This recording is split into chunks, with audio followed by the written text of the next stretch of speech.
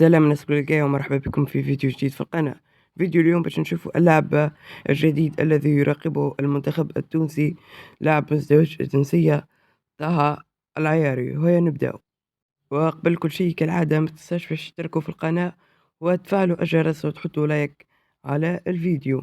بدأ المنتخب التونسي تحركه الجديد لاستقطاب طه العياري. قبل كل شيء خلينا نعرفوا من هو طه العياري.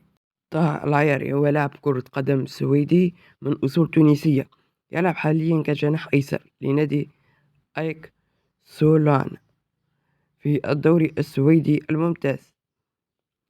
تاريخ الميلاد 10 ماي 2005. العمر 20 عام. النادي الحالي أو 21 عام.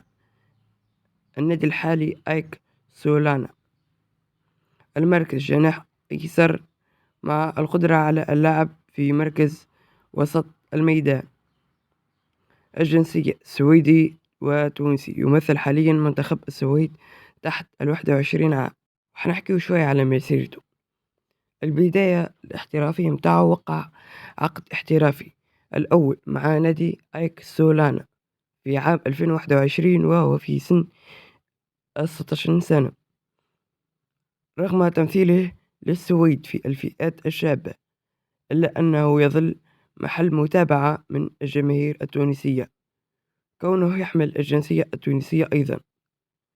تشير التقارير إلى أواخر عام 2025 إلى وجود اهتمام من أندية في الدوري الهولندي والدوري الاسكندنافية الأخرى للتعاقد معه نظرا لموهبته.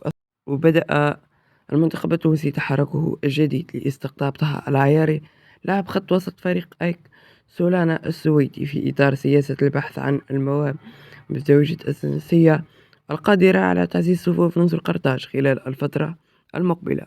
يبلغ طه العياري من العمر 21 عام، ويشغل مركز خط وسط، كما سبق له تمثيل منتخب الشباب في السويد.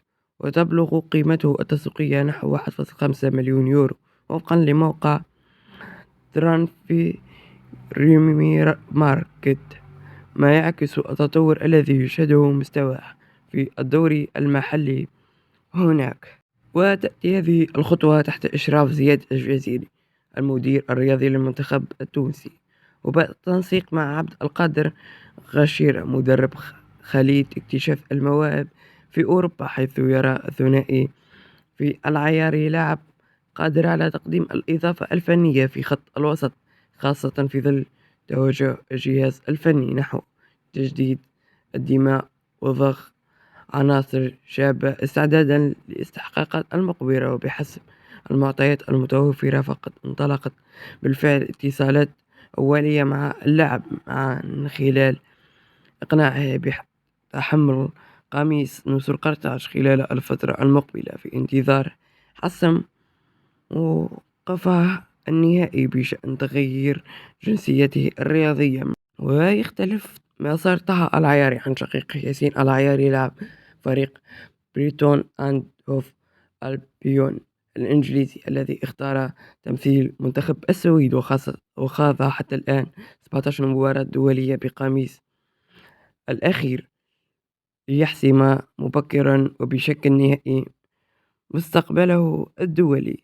هذا الأمر يمنح الاتحاد التونسي لكرة القدم أملا أكبر في إقناع طه العياري بالسير في اتجاه مغاير، خاصة وأنه لم يسبق له تمثيل المنتخب الأول للسويد حتى الآن. ويأتي هذا التحرك خلال وقت يستعد فيه منتخب تونس لخوض مباراتين وديتين أمام هايتي وكندا في شهر مارس أذر المقبل، وذلك ضمن برنامج الإعداد المشاركة في كأس العالم 2026 المقررة في كندا، المكسيك وأمريكا. ويسعى المنتخب التونسي بقوة نحو استغلال هذه المباريات الودية لاختبار عناصر جديدة ومنح الفرصة لوجهات شابة قادرة على تقديم الإضافة في إطار بناء مجموعة تنافسية قادرة على الظهور بوجه مشرف في المونديال المرتقب. ويبقى ملف طه العياري مفتوح على جميع الاحتمالات في انتظار القرار النهائي للعب. الذي قد يشكل انضمام مكسب هام لخط الوسط في نزول قرطاج خلال المرحلة المقبلة. وهذا كل شيء في الفيديو، ما تنساش باش تحطوا لايك وتشتركوا في القناة وتفعلوا الجرس ليصلكم كل الفيديوهات القادمة وأخبار كرة القدم التونسية والعالمية.